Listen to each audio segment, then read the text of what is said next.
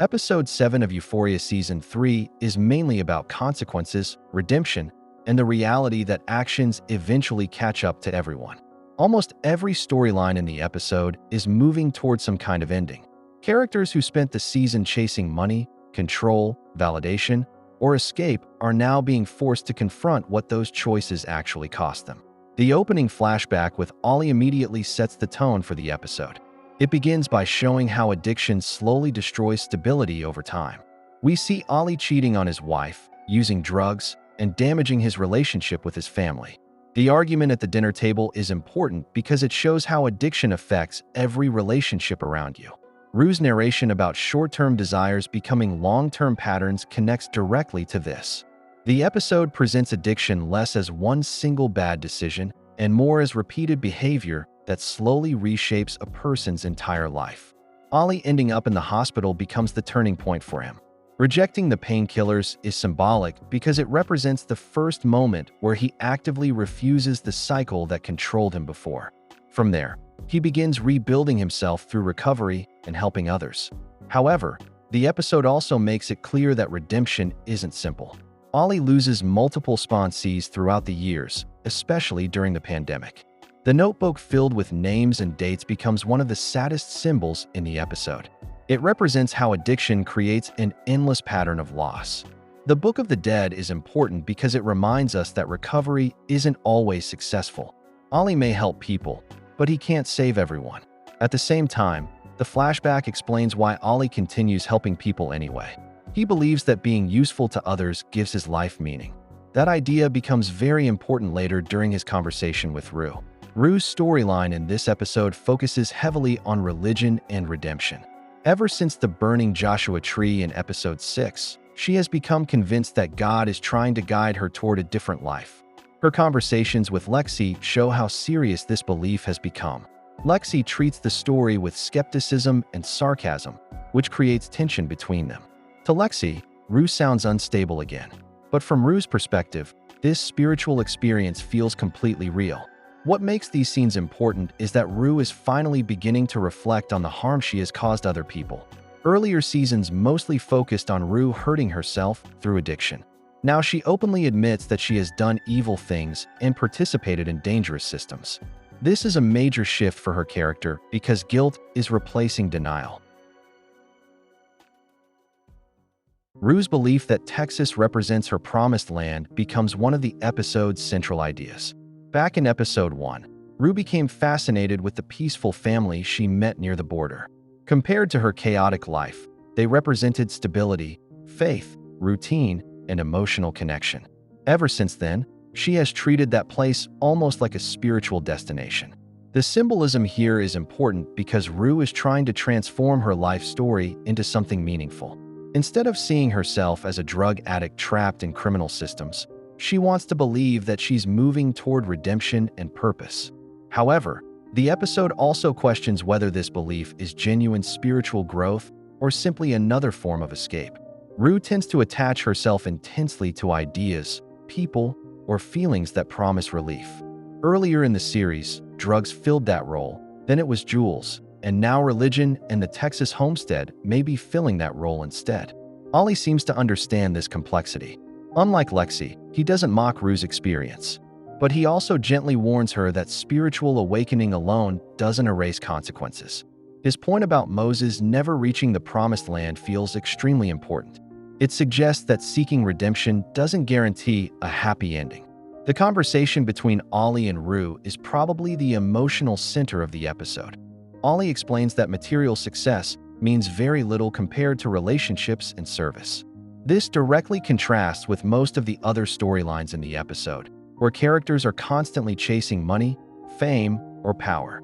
He also challenges Rue in an important way when he asks whether she ever thinks about the people harmed by the fentanyl she helped move across borders.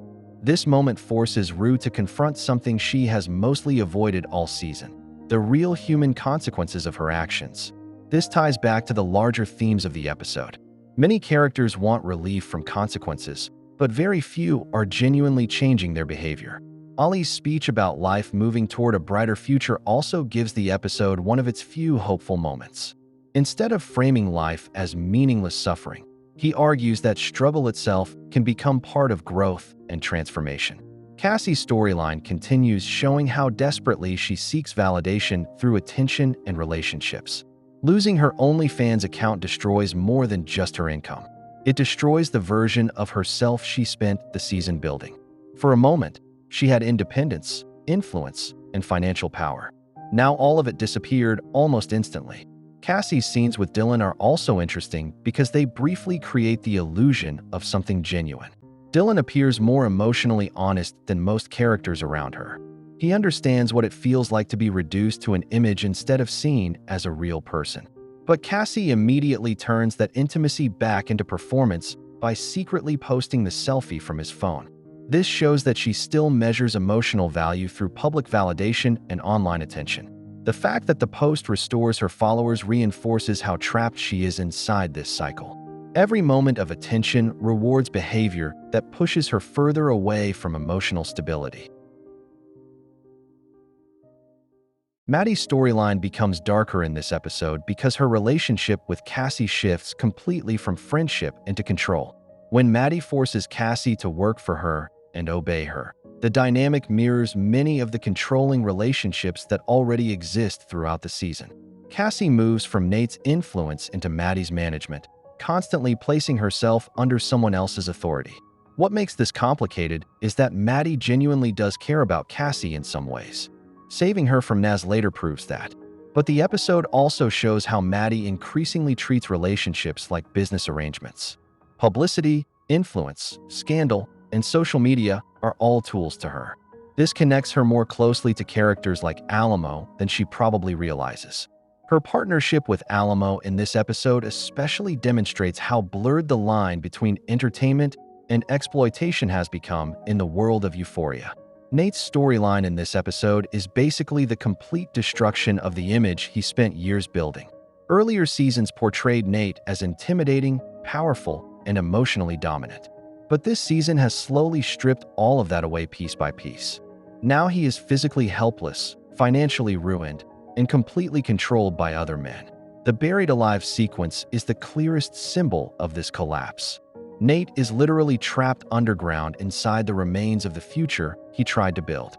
The construction site that was supposed to represent success and legacy becomes his grave.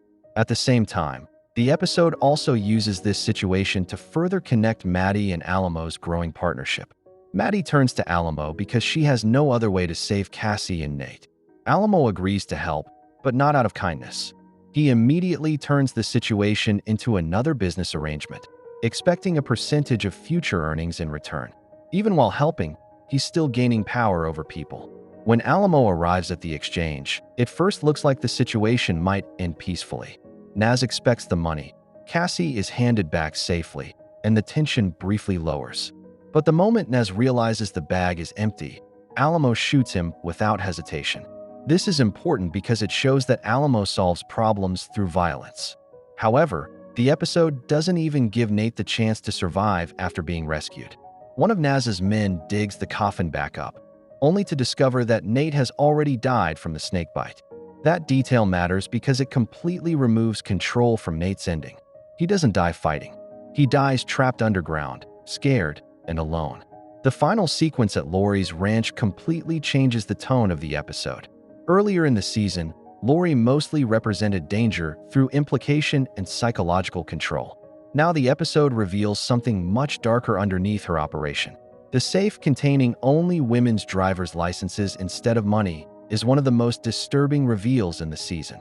It strongly implies that Laurie's business was never really just about drugs. The missing girls, Angel's ID, and the constant references to trafficking suddenly connect together in a much more horrifying way. This moment also completely destroys Rue's plan. She believed the safe represented freedom and escape. Instead, it reveals another layer of exploitation and violence far worse than she expected. Faye turning against Rue is tragic because it shows how fear destroys trust. Faye initially chooses friendship over Wayne, but the moment survival becomes uncertain, panic takes over. Episode 7 pushes almost every storyline to a breaking point. Rue is searching for redemption, but she's still trapped inside dangerous systems that continue pulling her deeper into violence and betrayal. Cassie regains public attention, but loses even more control over her own life. Nate's storyline ends with a total collapse of control, as his sense of power, status, and safety is stripped away through humiliation, physical harm, and finally death. Maddy gains influence, but increasingly starts mirroring the same exploitative systems she once criticized. By the end, almost every character is standing between survival and destruction, trying to figure out whether there's still a path forward at all. Make sure to like and subscribe if you enjoyed this video, and I will see you in the next one.